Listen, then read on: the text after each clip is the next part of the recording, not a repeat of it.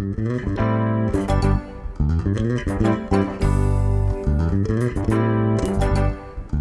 Bob. Good morning. So who do we have with us today? I'm pleased to have with us today as a guest Brian Field, Dodge County Highway Commissioner, and I've asked Brian to provide a little recap of projects from 2021 and also take a look ahead for 2022. Good, thank you. We had a very good construction season. With the support of the county board and the funds available, we were able to do about 34 miles of new county highway pavement this year. 32 miles, let me back up a little. 2 miles of highway reconstruction, complete reconstruction on Highway M. It was shut down for most of the season, completely reconstructed, turned out very well, in my opinion. Glad to have it done. The residents and people that use that highway are very appreciative of it. And we're looking forward to doing the balance of that section in 2022. A little longer section of road, a little over 3 miles. But that'll basically complete restoration of County Trunk Highway M from Watertown to Juneau. So glad to be able to do that. Looking forward to it. In addition to that, we did 30 miles of what we call recondition and repave of county highways. We were able to do some in each quadrant. We got them all done. A lot of cooperation from the residents, from our employees, from the contractors, and we were able to do that with basically borrowed funds, $9 million of borrowed funds in the 2021 budget. Again, very well received by the people who use those highways and live there. They're safe again, they're functional, and we were glad to be able to do it and complete them. Aggressive schedule, to say the least. We were blessed with good weather and good contractors, and looking forward to a very similar project load again in 2022. Question?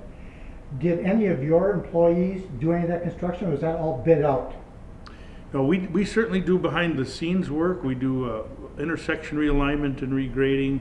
We do some of the removals. We do all the pipe replacements in advance of the project. We do the ditching and drainage work. We contract the reconditioning or the pulverizing and repaving work. We contract the curb and gutter that we add at the intersections. Our highway employees then do all the shouldering and all the striping. All the re-signing and whatever we need to do to bring the new section up to standard is done by us behind the scenes. Okay, thank you. So as I said, in 2022 we have another 29.8 miles of recondition and repaving work being designed, hoping that we can do that again in 2022 with the same basic approach we used in 21. Do what we can with our own forces and contract what we need to going forward. That does depend on how our county board supports the borrowing that we'll be talking about December, January meetings. If we're able to accomplish that, what we can do is take our overall system rating. We rate all of our highways on a rating system of 1 through 10. It's common, it's required by DOT for us to do this on a 2-year basis. If we do that, and we're successful again in 2022, we'll raise our average rating of 540 miles from a 4.86% or 4.86 grade, if you will, call that a C minus, to 5.73 grade or a C plus. It's a huge system, and it takes a lot of effort and a lot of money to raise our condition rating to that level. But that's what we can accomplish if we're successful again with the same project load in 2022. And that's what we're hoping for. It's important for us to be able to do that. For a long time, our system rating was just going down.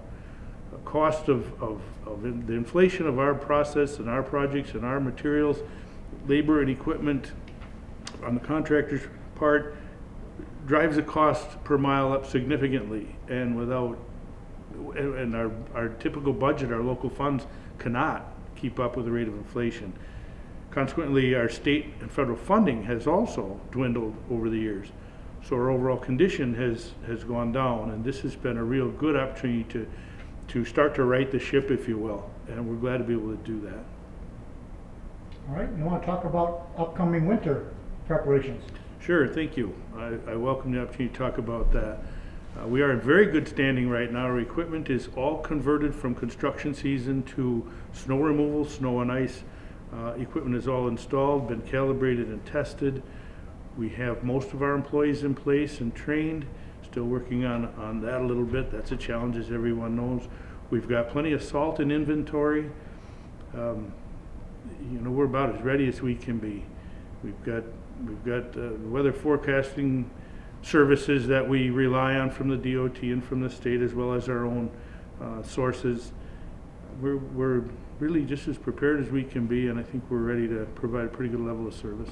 Do you use anything else besides salt and sand for control of ice? We do. We use as many different types of liquids as we can. We've been experimenting with them for probably 8 or 9 years.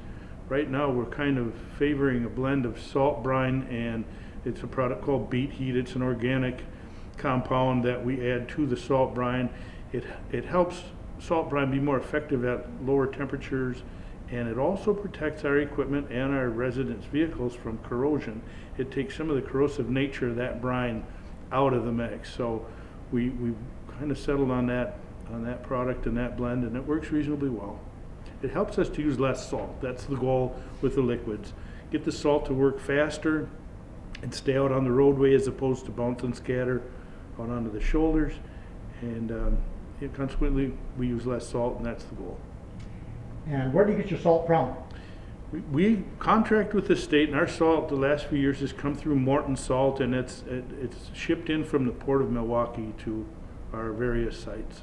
Now, do you have enough on stock for the whole season, or do you get more loads in?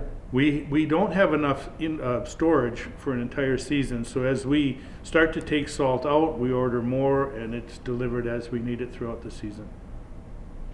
Anything else?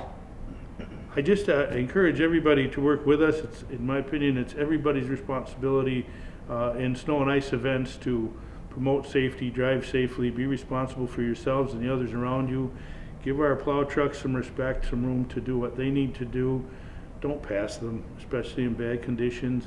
Give them a chance. They're doing their best, and if we work together, we can have a good, safe winter. Okay.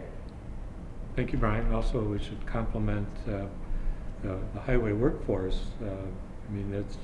Sometimes that goes unnoticed. The public takes it for granted that when they go to work in the morning, the roads will be plowed, but it takes that effort of getting called out maybe 2, 3 o'clock in the morning to make things safe and stay out till the job's done. So, all of our employees, highway employees, deserve our thanks and respect for doing that. It's a big task, and sometimes it gets a little forgotten by the motoring public. Thank you. And it does take a lot of personal sacrifice for these guys to basically be on call from November to April. They miss family functions, they miss holidays, they do what they need to do. There's not a lot of depth or backup. So these guys take these jobs fully aware that they're going to be the go-to guys whenever the weather gets bad, and kind of give up whatever they thought they might be doing this night or this weekend to get out there and do their job, and they take a lot of pride in it and do it well. Thank you for recognizing them. And just want to touch on a little follow-up to it.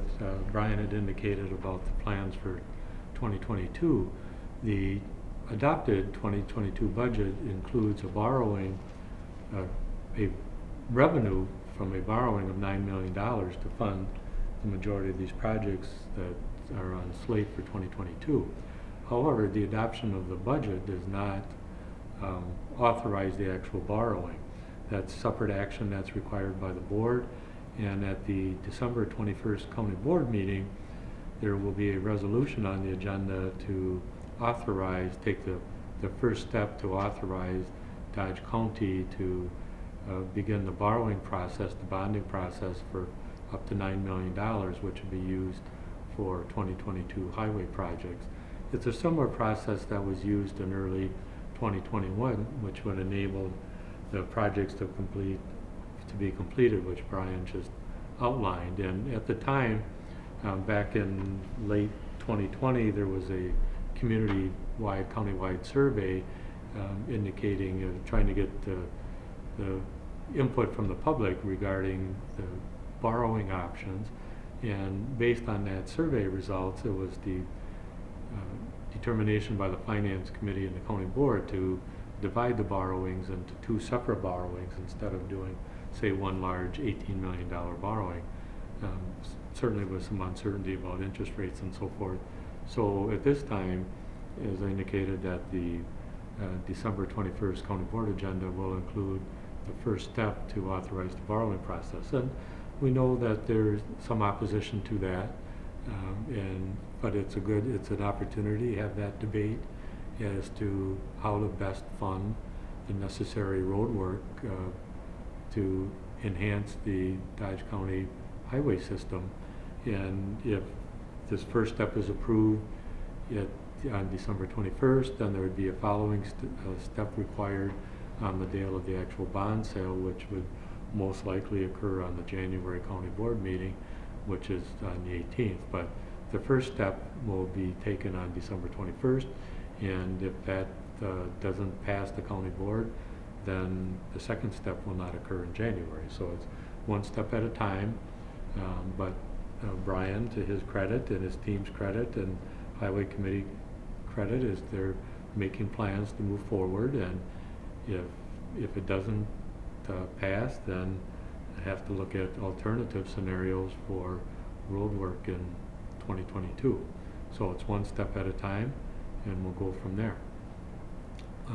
As I noted, the regular Dodge County Board meeting is scheduled for Tuesday, December 21st, 7 p.m. start.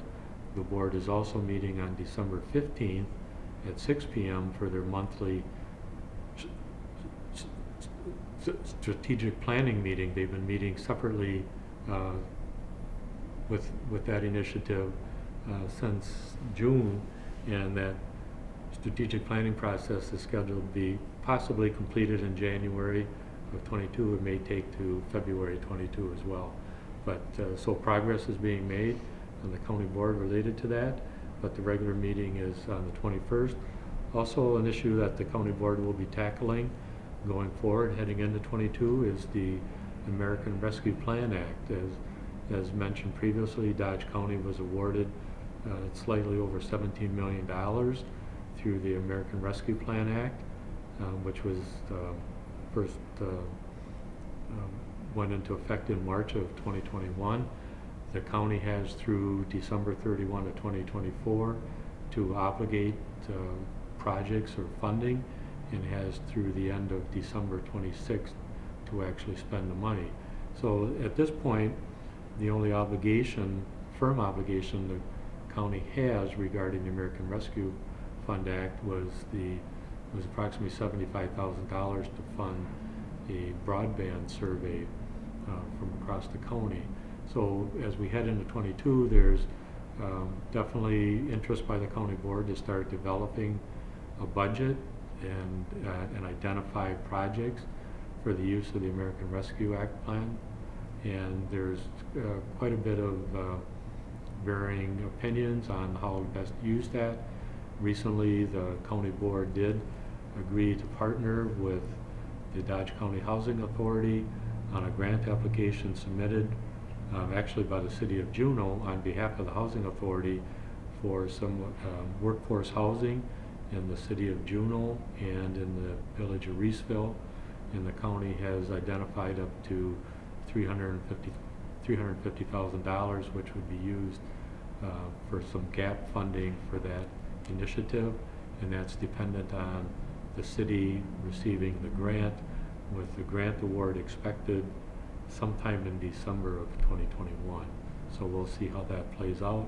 But the board will be working, and I'm sure it's going to take multiple discussions and multiple meetings to identify projects and to establish a budget for the American Rescue Plan Act. So that'll be an issue first out of the gate into 2022. Also, just want to advise that with the Christmas and New Year holiday, that county offices are scheduled to be closed on Friday, December 24th, and Monday, December 27th, and then again on Friday, December 31st, and Monday, January 3rd. Those will be, all county offices will be closed in observance of the holidays. One other item I'd like to mention, the month of December is an opportunity for interested individuals to circulate nomination papers if they have an interest in serving on the Dodge County Board of Supervisors. All county board supervisors are up for re-election in April of 2022, and that's supervisors throughout the state of Wisconsin. Nomination papers can be circulated during the month of December, with papers due by 5 p.m. on Tuesday, January 4th. In order to have the name on the ballot, a minimum of 20 signatures are required, with a maximum of 100 signatures. And if anyone is interested in learning more about that, certainly should contact the Dodge County Clerk's Office, and they'll be more than happy to assist with information or beginning the process. So and those are 2-year terms, which would begin in April of 2022. So an interesting start to the year 2022. We're looking forward to it. A lot on the agenda for county operations in 2022, and all that's made possible with the support of the county board and also the dedication of the Dodge County employees. And I'd like, in closing, just to wish everybody a Merry Christmas and be safe. Enjoy time with your family and friends, and be safe entering the new year. Thank you. Thank you, Bob. Thank you, Brian. Thank you.